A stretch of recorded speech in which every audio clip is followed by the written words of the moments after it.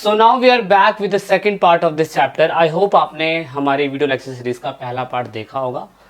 अधिक जानकारी के लिए आप हमारे ऐप को ज़रूर डाउनलोड करिएगा, आपको अधिक जानकारी हमारे ऐप पे भी मिल जाती है।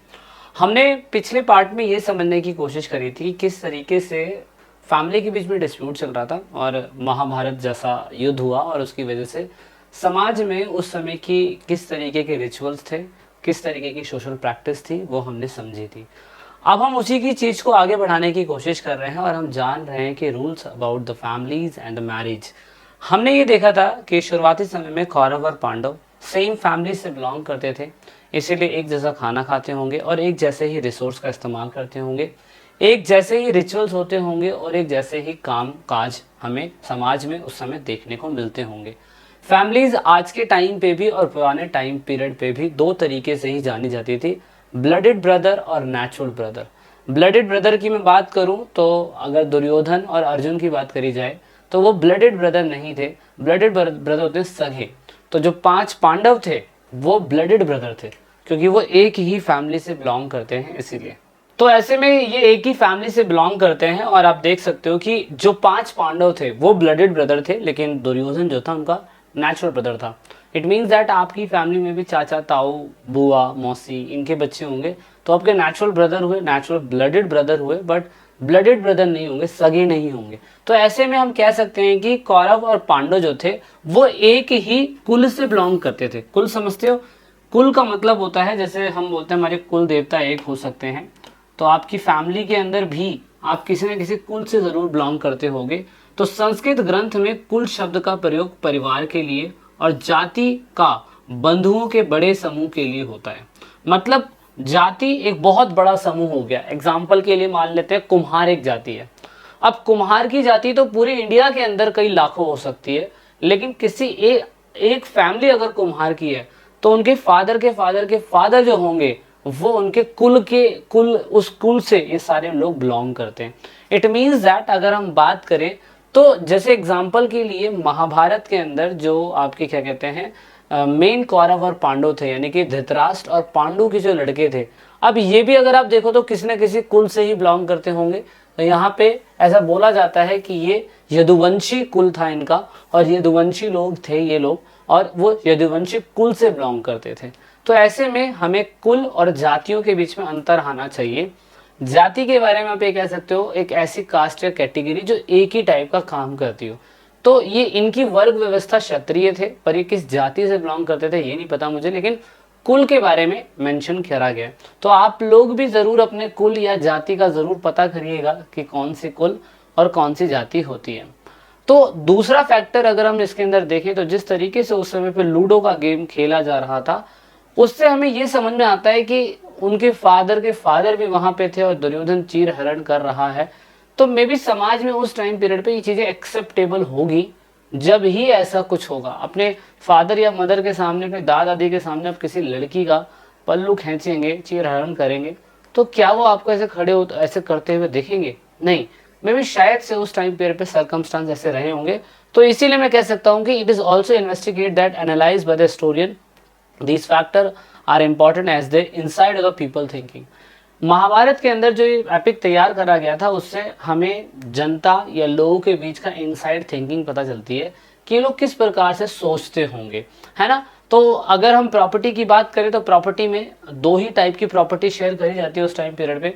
एक फादर के बेटो, मतलब फादर के बाद बेटे को मिलेगी, बेटे के बाद बेटे को मिलेगी।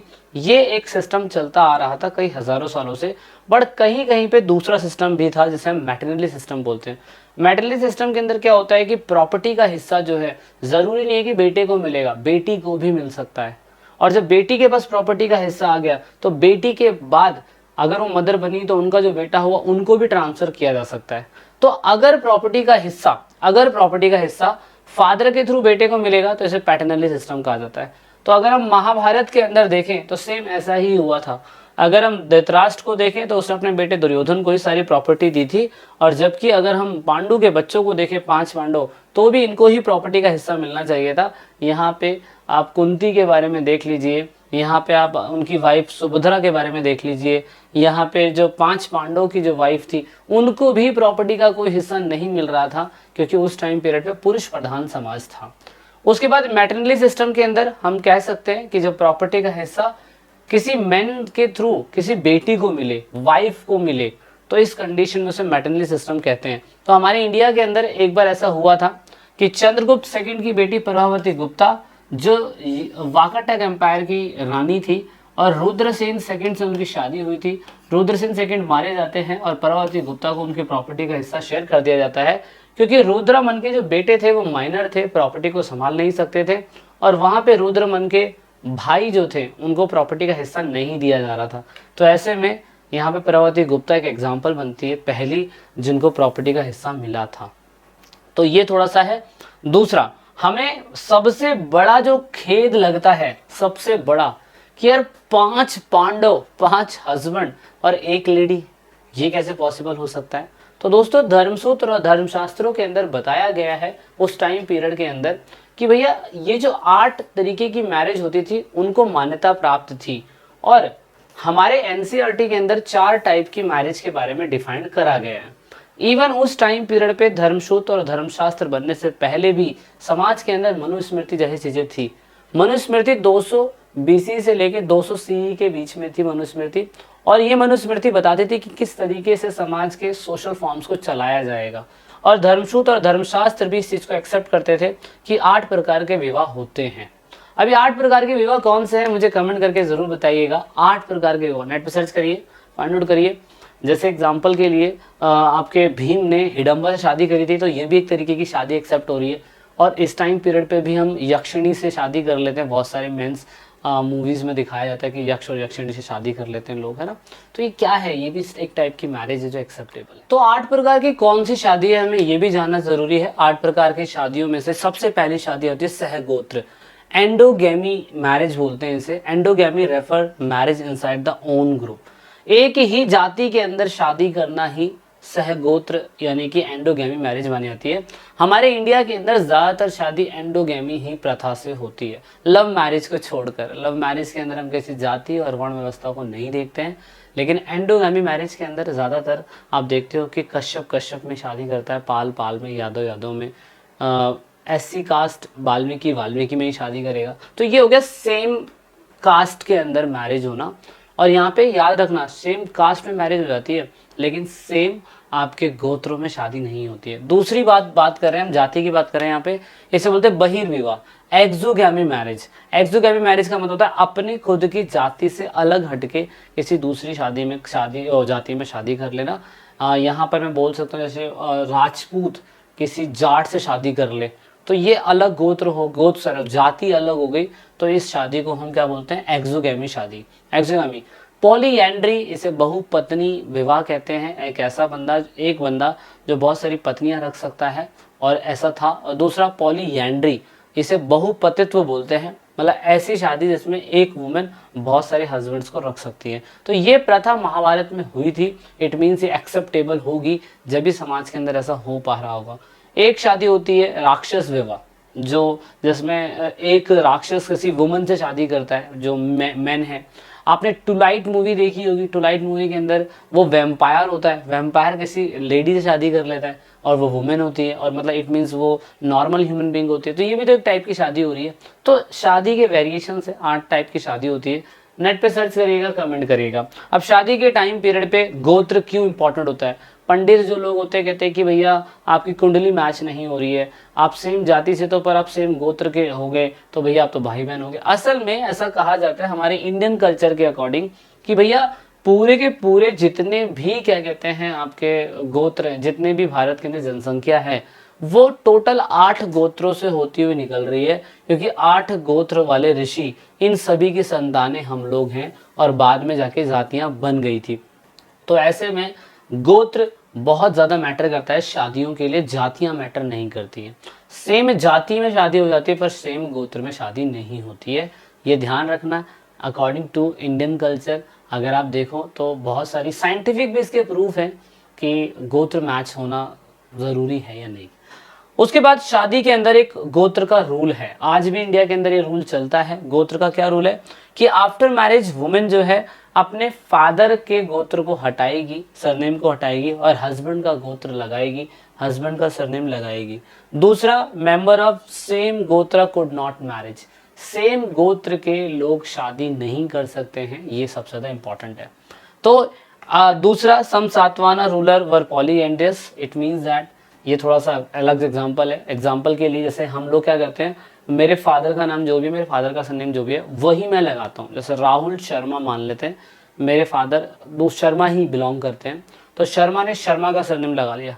लेकिन पता है कई बार हिस्ट्री में इसका अपोजिट देखा गया है। यहाँ पे सातवाना रूलर हुआ करते थे, अगर आप देखो तो साउथ के कुछ हिस्सों में सातवाना रहते थे। इन लोगों ने अपने फादर का सरनेम ना लगाते हुए अपनी मदर का सरनेम लगाया, तो ये थोड़े से यूनिक थे। इंडिया के अंदर आज भी थोड़ा सा यूनिक क्या है, देखो कहते हैं कि अपने फादर का सरनेम नहीं छोड़ेंगे, हस्बैंड का सरनेम शादी के बाद अपनाना पड़ेगा। लेकिन ऐश्वर्या राय बच्चन, वो ऐश्वर्या राय भी है और बच्चन भी है, इट मीन्स फादर का सरनेम भी रखा, अपने हस्बैंड का सरनेम भी रखा, तो यूनिक है ना। तो थोड़ा सा यूनिक इंडिया के अंदर चलता है, ये सब रूल्स अबाउट द मैरिज चलते हैं, लेकिन ये थोड़ी चीज़ें इंपॉर्टेंट है। क्या मदर जरूरी होती है सोसाइटी के अंदर, मदर का सरनेम, अगर सातवाना रूलर रख रहे हैं मदर का सरनेम, तो क्या मदर इंपॉर्टेंट थी? ऑफ कोर्स मदर इंपॉर्टेंट होती है भाई, वैसे भी नॉर्मल लाइफ में जरूरी है, लेकिन वैसे ही मदर जरूरी थी। कहते हैं कि कौरव और पांडव जो थे वो नहीं हारते, यहाँ पे दुर्योधन नहीं हारता भैया, लेकिन यहाँ पे दुर्योधन जो है, दुर्योधन ने माँ की सलाह नहीं मानी, इसलिए युद्ध लड़ा और हार गया। इसीलिए बोलते हैं कि मदर बहुत ज़्यादा इंपॉर्टेंट है, और इसीलिए मदर इंपॉर्टेंट थी, इसलिए सातवाना रूलर्स ने अपने सरनेम के पीछे अपने मदर का सरनेम लगाया था। यहाँ पर धर्मसूत्र और धर्मशास्त्र बताते हैं कि समाज के अंदर जो सोशल कैटेगरीज थी वो हम लोगों ने नहीं बनाई है, ये डिवाइन प्रिंसिपल पहले से ही बनता आ रहा है कि भैया ब्राह्मण, क्षत्रिय, वैश्य, शूद्र, ये एक डिवाइन प्रिंसिपल है, दैवीय व्यवस्था है, इसको हमने नहीं बनाया, इसको सभी को मानना पड़ेगा। इट मीन्स दैट उस टाइम पीरियड में जब महाभारत चल रही थी तो क्षत्रिय कुल के ही राजा बनते थे, और यहाँ पे क्या कहते हैं, अर्जुन उनका सूर्यपुत्र होते हुए भी, बेटा होते हुए भी वो एक्सेप्ट नहीं कर रही थी, और उन्हें सूदपुत्र कहा जाने लग गया था, तो उनको राजा ही नहीं बनाया जा रहा था। वो तो दुर्योधन ने बाद में किसी का गाँव दिया उन्हें, फिर जाके वो राजा बन पाए। तो ये व्यवस्था सोचिए, अपना बच्चा होने के बाद भी उन्होंने एक्सेप्ट नहीं करा कि मेरा बच्चा है, क्योंकि उस समय पे ये डिवाइन प्रिंसिपल चल रहे थे। तो इसीलिए बोला जाता है कि ब्राह्मण कहते हैं कि जो सोशल कैटेगरी चल रही है, जो ऑक्यूपेशन चल रहा है, वो सभी को अपनी वर्ण व्यवस्था के हिसाब से मानना पड़ेगा। ये डिवाइन ओरिजिन है, इसको हमने नहीं बनाया, भगवान ने बनाया। इसलिए सभी राजाओं को, सभी किंगडम में रहने वाले लोगों को बोला जाता था कि भैया जो जिसका काम है वो उसी को करना होगा, और बर्थ के हिसाब से काम निर्धारित किया गया है। अगर आप शूद्र हो तो आप सभी के लिए काम करोगे, अगर आप ब्राह्मण हो तो भैया आप पूजा पाठ कर सकते हो। तो ये सब चीज़ें हैं। दूसरा, यहाँ पे बोला जाता है स्टोरी महाभारत के अंदर कि भैया बहुत सारी ऐसी कहानियाँ बताते हैं जो समझाने की कोशिश करते हैं कि उस समय पे सोशल कैटेगरीज किस प्रकार की थी। और इसका प्रूफ कि भैया पुरुष शुक्ति मंत्र के अंदर इसका प्रूफ पहले से लिखा हुआ है। ऋग्वेद के अंदर पुरुष शुक्ति मंत्र है, और ऋग्वेद आपको पता है धर्मसूत्र और धर्मशास्त्रों का सबसे जीता जागता एग्जाम्पल है। इसमें बताया गया पुरुष शुक्ति मंत्र के अंदर कि किस तरीके से जो क्षत्रिय है वो मुंह से बने हैं, किस तरह से जो बाजुओं से जो है, सॉरी, जो ब्राह्मण है वो मुंह से बने हुए, बाजुओं से क्षत्रिय बने हुए, पेट से वैश्य बने हुए, और जांघों और पैरों से क्या कहते हैं आपके शूद्र बने हुए हैं। तो ये प्रूफ पहले से ही था, ठीक है। तो ये महाभारत के थ्रू हम सोशल कैटेगरीज पढ़ रहे हैं, समझ रहे हैं। वीडियो लेक्चर सीरीज का सेकंड पार्ट था ये, आई होप आपको समझ में आया होगा। वीडियो के नेक्स्ट पार्ट में जल्दी मिलेंगे। This is it in this video. जय हिंद, जय भारत, वंदे मातरम, भारत माता की जय।